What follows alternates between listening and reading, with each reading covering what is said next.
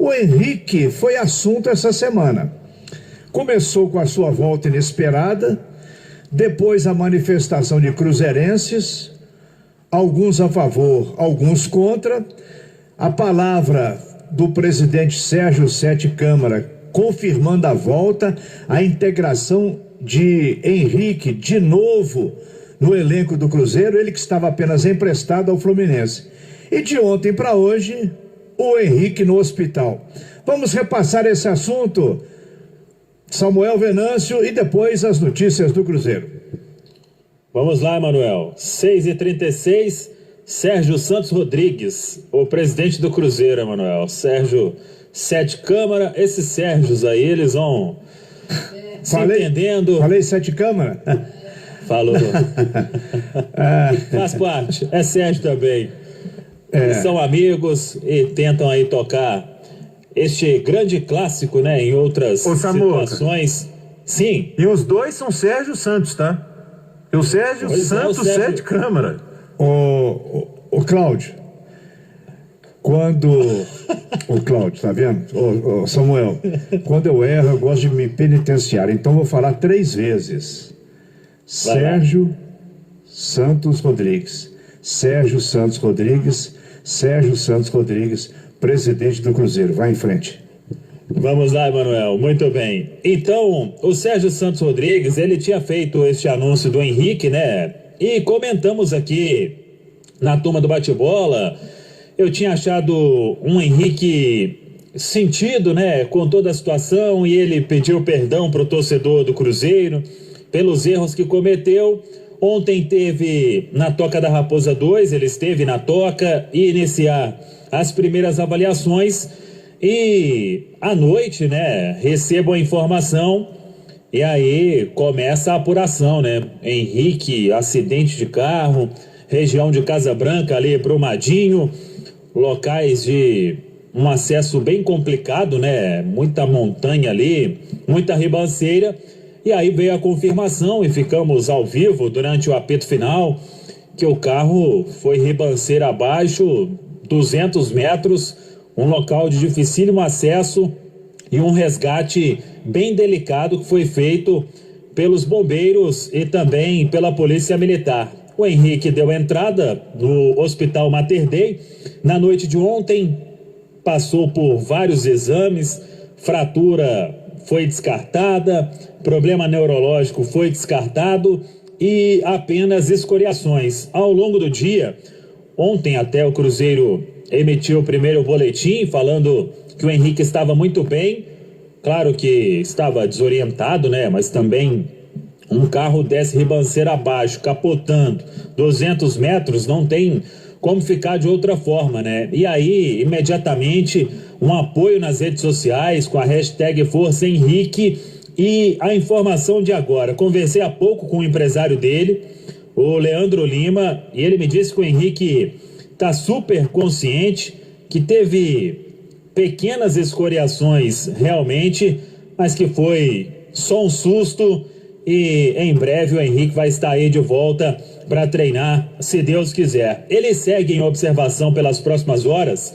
podendo ir até por 48 horas, que é uma recomendação dos médicos do Hospital Mater Dei e também do Departamento Médico do Cruzeiro. O Henrique está tendo todo o acompanhamento e o melhor é isso. A melhor notícia é Léo Figueiredo, super consciente, tá descansando ali, né, até se recuperar deste grande susto, hein, Léo?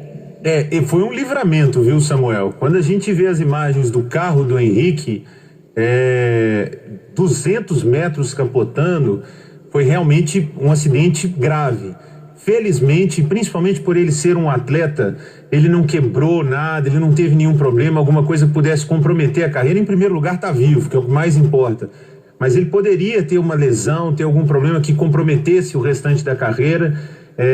Que bom que o Henrique está bem, é o que mais importa, e que o Henrique veja como um livramento mesmo, porque ele voltou para o Cruzeiro por motivos particulares, isso alega o Fluminense, eu não sei quais os motivos particulares, mas que o Henrique veja o quanto ele é importante e que até para Deus a vida dele é importante, não era a hora dele, é hora de retomar, voltar a trabalhar, seguir a carreira e retomar as atividades, retomar a vida, porque, Samuca, eu não tinha visto as imagens, quando eu vi hoje, um livramento, viu, cara? Exatamente, e Deus permitiu, né, que o Henrique continuasse aí, vai, como ele disse na postagem de ontem no Instagram, reescrever uma nova história no Cruzeiro. 6h40, o Cruzeiro que está de folga neste sábado, o grupo de folga, amanhã também de folga, mas temos aqui na turma do bate-bola o preparador Ed Carlos. O Cruzeiro fechou a 5ª semana de treinos na Toca da Raposa 2, o técnico Anderson Moreira nas últimas aí intensificando trabalhos com bola, e é sempre uma palavra importante, né? O Ed Carlos está aqui na turma do bate-bola, primeiro fazendo uma avaliação destas 5 semanas de treinos na Toca da Raposa 2. A avaliação é muito positiva, né? Nós fizemos aí, fechando a 5ª semana já do nosso trabalho. As 3 primeiras semanas foram muito ainda em relação aos treinos mais individualizados, em grupos menores. E nós priorizamos muito a base física mesmo, né? A base aeróbica, a base de força. E a partir da semana passada, né? Que foi na parte de semana, a gente já começou com os trabalhos mais coletivos, ou quando eu falo coletivos, os trabalhos mais de jogos com o Anderson propriamente, né? E tem sido muito positivo, assim. A gente fechou a 5ª semana com um saldo muito bacana, sem maiores problemas. É óbvio que quando você começa a trabalhar da forma como nós estamos essa semana, com mais confrontos, com mais jogos, você acaba correndo um risco maior, é óbvio, é evidente, porque é o nosso esporte, né? Mas foi muito bacana, tem sido muito positivo, não tivemos problema nenhum muscular até agora, até então, e que continuemos assim, né? Mas tem sido muito bacana, tem que enaltecer muito a entrega e a dedicação dos atletas, eles têm sido sensacionais, assim, no que nós estamos propondo e na execução de todos os trabalhos que até então nós estamos fazendo. Ele também comentou sobre o planejamento, como vai acontecer até a retomada dos jogos. Então, agora a gente começa a focar muito mais na parte técnico-tática, né, específica do Anderson, onde ele começa a fazer as intervenções e os ajustes que ele julga importante e necessário para a equipe. Então a gente está evoluindo nesse processo, né? Ainda nós temos aí um período, pelo que se estima, né? A gente não tem certeza da data, mas estima-se que nós teremos pelo menos mais uns 30 dias, então é um período importante de treinamento ainda, né? Então é controlar muito, com bastante cuidado no dia a dia nosso, né? E evoluindo nos processos, né? Então a questão da parte física, assim, a gente já tem uma base bem interessante, bem bacana, continuar subindo isso, evoluindo, controlando, como eu disse no começo, e passando cada vez mais aí pro controle do Anderson aí nos trabalhos táticos específicos da equipe. Ed Carlos também falou sobre as dificuldades encontradas até aqui depois de um longo tempo de inatividade por causa da pandemia. Foram situações bem distintas de tudo que nós vivemos aí nesse período que eu particularmente estou no futebol, né? Foi uma coisa nunca vivenciada, né?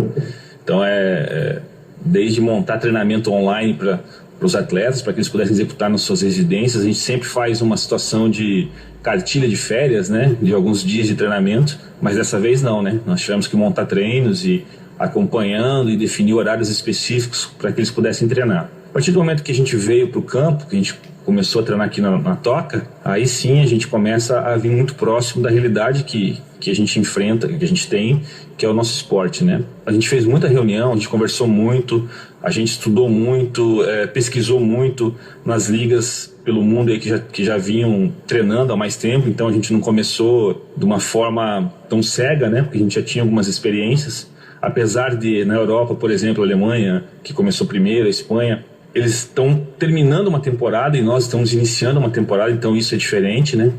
Mas alguns estudos que tinha, a gente discutindo muito com outros profissionais aqui no nosso país, que tem muita gente competente, a gente chegou a uma forma de trabalho que eu acredito que foi muito bacana, assim, junto com o nosso departamento, que se mostrou muito competente, muito integrado, né? Tanto na preparação física, na fisiologia, na fisioterapia, com o departamento médico, porque era uma coisa nova para todos nós, né? Inclusive para os atletas. Nós ficamos em média 70 dias sem treinar. Quando você volta para o campo, você corre muito risco, né? É normal. A gente está no esporte de alto rendimento. Então a gente criou protocolos, criou procedimentos e como nós tínhamos muito tempo e temos ainda um tempo importante, a gente acreditou e montou um processo de treino muito de base no início. Nós vimos gradativamente subindo essas intensidades dos treinos, os volumes de treino, priorizando muito, como eu falei no início, a base de força, a base aeróbica, para que a gente pudesse, na hora que chegasse nesse terceiro momento, vamos dizer assim, que foi quando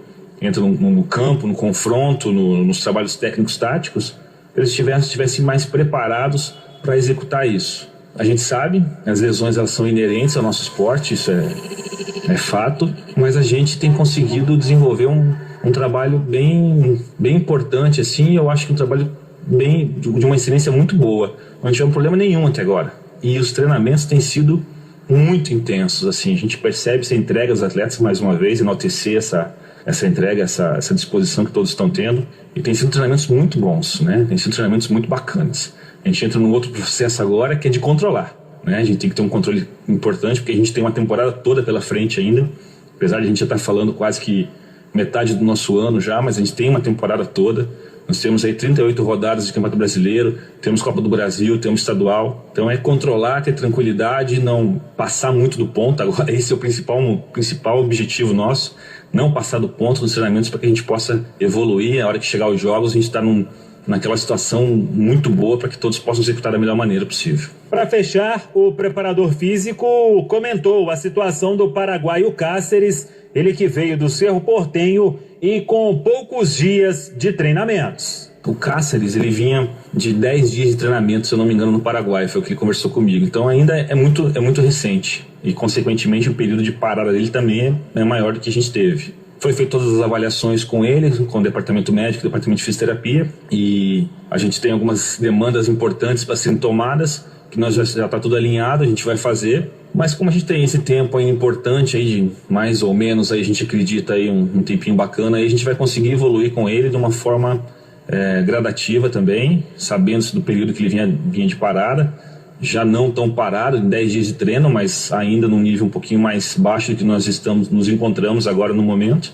Então a gente vai evoluir com ele gradativamente, né? A gente já vai fazer atacar algumas demandas importantes que ele necessita, em conjunto aos trabalhos de campo.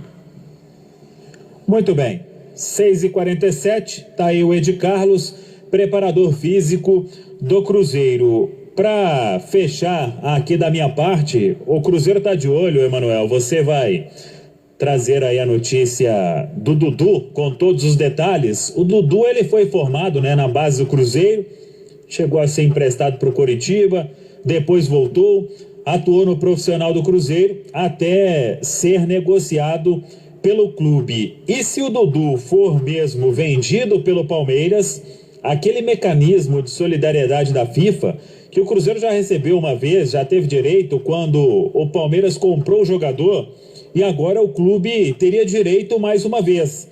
Dependendo aí do valor, o Cruzeiro tem direito a 1,54%. Se o valor ultrapassar aí os 80 milhões, dá mais de R$1 milhão, com toda certeza, para o Cruzeiro, em tempos aí de uma dificuldade muito grande na parte financeira.